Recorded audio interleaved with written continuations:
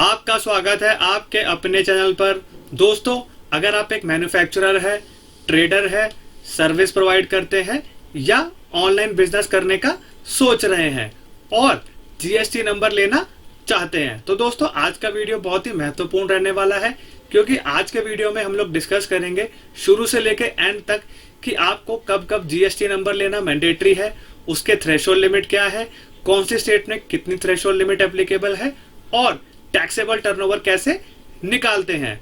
दोस्तों, पास्ट में मैंने आपको जीएसटी कैसे अप्लाई करते हैं वो भी सिखाया हुआ है। और दोस्तों, अगर आप जीएसटी नंबर लेना चाहते हैं तो नीचे दिए डिस्क्रिप्शन में हमें कॉल भी कर सकते हैं और हमने आपको प्रैक्टिकली वीडियो के माध्यम से भी सिखाया हुआ है, वो भी हम लोग आपको डिस्क्रिप्शन में लिंक दे देंगे। वहां से आप क्या कर सकते हैं, जीएसटी नंबर कैसे अप्लाई होता है वो सीख सकते हैं। हमने आपको प्राइवेट लिमिटेड कंपनी का भी सिखाया है, एलएलपी भी सिखाया है और 10 मिनट में रूल 14A का जो जीएसटी आता था वो भी हमने आपको सिखाया है। तो दोस्तों, ये सारी चीजें हमने आपको ऑलरेडी सिखा दी हैं और आज के वीडियो में प्रॉपर जानेंगे कि आपको कब कब जीएसटी लेना जरूरी है।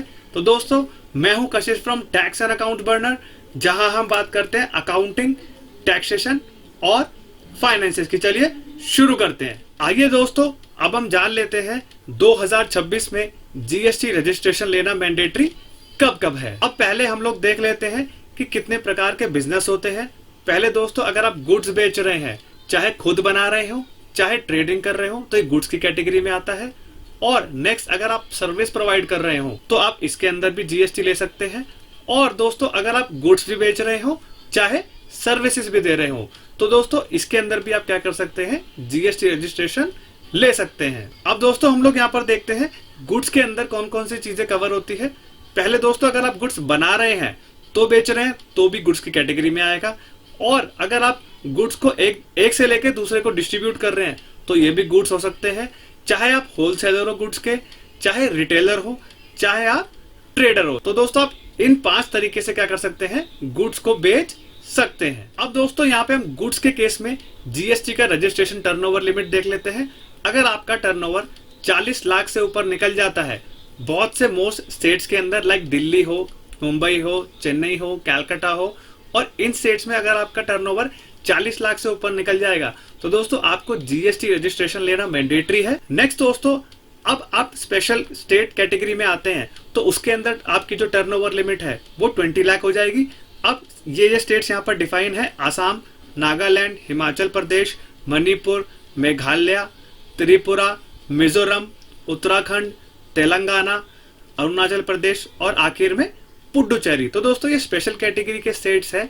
इसके अंदर अगर आप गुड्स बेचेंगे तो आपकी जो टर्नओवर लिमिट है वो 20 लाख हो जाएगी। नेक्स्ट दोस्तों, हम लोग सर्विसेज की बात कर लेते हैं। अगर आप जॉब वर्क की सर्विसेज दे रहे हैं तो ये भी कवर होगा सर्विसेज में। अगर आप कमीशन एजेंट है ये भी कवर हो सकता है। और अगर आप एक म्यूचुअल फंड डिस्ट्रीब्यूटर है तो ये भी कवर है इसके अंदर। नेक्स्ट दोस्तों, professionals like doctor, CA, CMA और सीएस ये भी कवर होते हैं। अगर आप टीचिंग सर्विसेज में है तो ये सर्विस की कैटेगरी में कवर होता है। और आखिर में अगर आप एक फ्रीलांसर है, अपना खुद का काम कर रहे हैं और सर्विसेज प्रोवाइड कर रहे हैं, तो दोस्तों इन कैटेगरी में आप क्या कर सकते हैं, जीएसटी का रजिस्ट्रेशन ले सकते हैं। नेक्स्ट दोस्तों, हम लोग जीएसटी टर्नओवर लिमिट की बात करते हैं सर्विसेज के केस में। अगर आप एनुअल सर्विसेज प्रोवाइड कर लेते हैं 20 लाख से ऊपर की, मोस्ट स्टेट्स में लाइक दिल्ली, चेन्नई, कैलकाटा एंड मुंबई, आपकी जो सर्विसेज प्रोवाइड करने की लिमिट है वो 20 लाख से ऊपर हो जाएगी, तो आपको मैंडेटरी है जीएसटी रजिस्ट्रेशन लेना। नेक्स्ट दोस्तों, अगर आप एक स्पेशल कैटेगरी के स्टेट्स में है और आपने सर्विसेज प्रोवाइड कर दी 10 लाख से ऊपर की इन स्टेट्स में लाइक आसाम, नागालैंड, हिमाचल प्रदेश, मणिपुर, मेघालय, सिक्किम, त्रिपुरा, मिजोरम, उत्तराखंड, तेलंगाना, अरुणाचल प्रदेश और पुडुचेरी। तो दोस्तों, इन स्पेशल कैटेगरी स्टेट्स में अगर आप सर्विसेज प्रोवाइड कर देते हैं 10 लाख से ऊपर की, तो आपको जीएसटी रजिस्ट्रेशन लेना मैंडेटरी है। अब दोस्तों, अगर आप गुड्स भी बेच रहे हैं और सर्विसेज भी प्रोवाइड कर रहे हैं तो इसके अंदर दोनों कवर हो जाते हैं। नेक्स्ट दोस्तों, अगर आप वर्क कॉन्ट्रैक्ट दे रहे हैं, गुड्स भी सप्लाई कर रहे हैं और लेबर भी प्रोवाइड कर रहे हैं, तो ये वर्क कॉन्ट्रैक्ट के अंदर आता है। और अगर आप दोस्तों रेस्टोरेंट की सर्विसेज भी दे रहे हैं, खुद बना रहे हैं और सर्विस प्रोवाइड करने वाला आपने रखा हुआ बंदा, तो ये दोनों कैटेगरी में कवर होता है। और आखिर में दोस्तों, अगर आप गाड़ी बेच रहे हैं उसके बाद आपके पास गाड़ी सर्विसेज होने के लिए आ रही है तो ये भी गुड्स और सर्विसेज के केस में कवर हो जाता है। तो दोस्तों, ये 3 कैटेगरीज के अंदर आप क्या कर सकते हैं, जीएसटी का रजिस्ट्रेशन ले सकते हैं। अब यहाँ पे दोस्तों हम लोग बात करते हैं टाइप ऑफ जीएसटी, एक दोस्तों रेगुलर जीएसटी होता है, एक कॉम्पोजिशन जीएसटी होता है। अगर आपका टर्नओवर 1.5 करोड़ तक है तो दोस्तों आप कॉम्पोजिशन स्कीम ऑप्ट करते हैं। इसके केस में क्या है, आपको आईटीसी का बेनिफिट नहीं मिलेगा। नेक्स्ट दोस्तों हम लोग बात करते हैं GST registration mandatory for online sellers. अगर आप दोस्तों गुड्स बेच रहे हैं ई कॉमर्स प्लेटफॉर्म्स के through like Amazon, Meesho, Flipkart, Myntra और भी बहुत सारी ऐसी ऑनलाइन साइट्स है जिसके थ्रू आप गुड्स को बेचते हैं, तो दोस्तों इसमें कोई भी आपकी मिनिमम टर्नओवर की लिमिट नहीं है। आपको फर्स्ट सेल से ही क्या करना पड़ेगा, जीएसटी का रजिस्ट्रेशन लेना पड़ेगा। क्योंकि दोस्तों अगर आप अमेजोन में रजिस्टर करते हैं तो आपको जीएसटी की रजिस्ट्रेशन लेना मैंडेटरी है।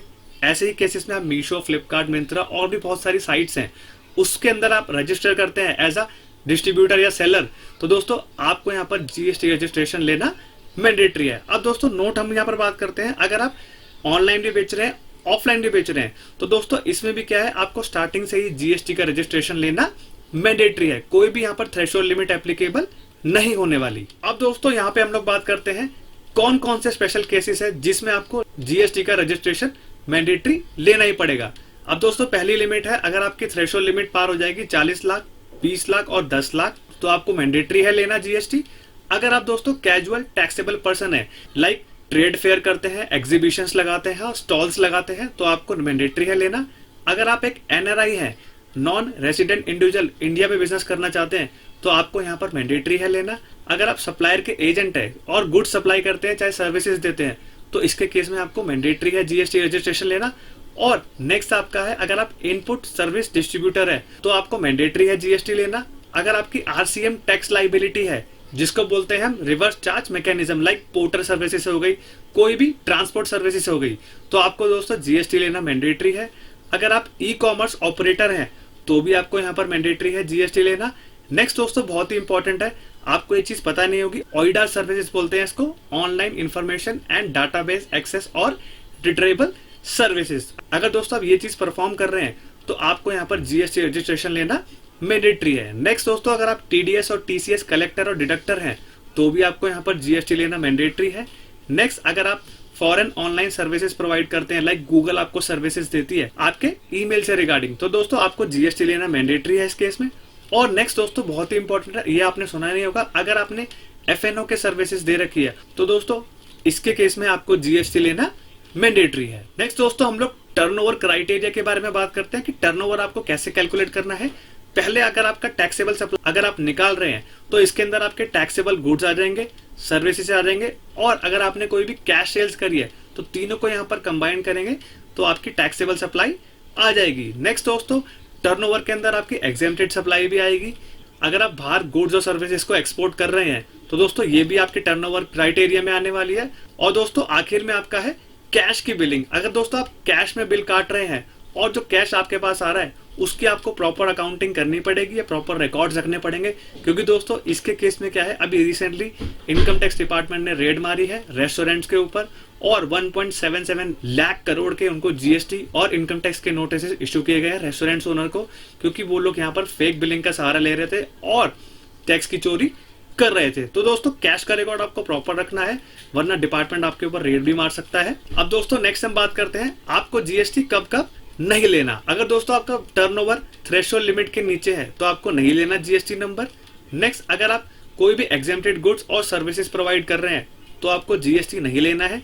अगर आप एग्रीकल्चर रिलेटेड एक्टिविटीज कर रहे हैं, ये तो इनकम टैक्स में भी माफ है, तो जीएसटी में भी इसको बाहर रखा गया है। और दोस्तों आखिर में अगर आप एक छोटा मोटा धंधा चला रहे हैं जिसकी थ्रेशोल्ड लिमिट 20, 40 और 10 के नीचे है तो दोस्तों आपको यहाँ पर जीएसटी नहीं लेना। नेक्स्ट दोस्तों आपका इंपॉर्टेंट आता है, अगर आप वॉलंटरी अपना जीएसटी लेना चाहते हैं तो अगर आपकी थ्रेशोल्ड लिमिट के नीचे भी है सेल्स या सर्विसेज तो आप इसके केस में ले सकते हैं। बहुत सारे दोस्तों हमने यहाँ पर वॉलंटरी जीएसटी अप्लाई भी करे हैं पर्सन और टैक्स पेयर्स के जो अपने बिजनेस को यहाँ पर ग्रो करना चाहते हैं। अब दोस्तों आखिर में हम लोग यहाँ पर बात करते हैं एलिजिबिलिटी की। दोस्तों अगर आप एलिजिबिलिटी क्राइटेरिया को पार कर देते हैं, जब से आप एलिजिबल हुए हैं उसके 30 दिन के अंदर अंदर आपको जीएसटी लेना पड़ेगा, अदरवाइज आपके ऊपर 10,000 तक की पेनल्टी लगा दी जाएगी अगर आपने 30 दिन के बाद लिया हो। और आखिर में अगर आपने टैक्स इवेड किया होगा तो 100% ऑफ टैक्स आपके ऊपर लगाया जाएगा और 18% का इंटरेस्ट लगाया जाएगा। तो दोस्तों ये था 2026 में जीएसटी रजिस्ट्रेशन लेने का क्राइटेरिया। अगर आपको कुछ भी डाउट है तो हमें कांटेक्ट करके पूछ सकते हैं और अपने बिजनेस से जुड़ी भी जानकारी आप क्या कर सकते हैं, पूछ सकते हैं। तो दोस्तों पूरा आपका शुरू से लेकर एंड तक कब कब आपको जीएसटी लेना है, कौन से गुड्स कवर होते हैं, कौन सी सर्विसेज कवर होती है, कौन से गुड्स और सर्विसेज बोथ कवर होते हैं, वो हमने आपको बहुत ही आसान भाषा में समझा दिया है। टर्नओवर का क्राइटेरिया भी बता दिया है, टर्नओवर कैसे कैलकुलेट होता है वो भी बता दिया है, कौन से सर्विसेज कवर्ड है, कौन से गुड्स कवर्ड है, ये भी हमने आपको बता दिया है। तो दोस्तों अगर ये वीडियो इंफॉर्मेटिव एंड प्रैक्टिकल लगाओ तो वीडियो को लाइक करेंगे और चैनल पे नए हैं तो do subscribe to the channel. तब तक के लिए मिलते हैं अगले वीडियो में। जय हिंद, जय भारत।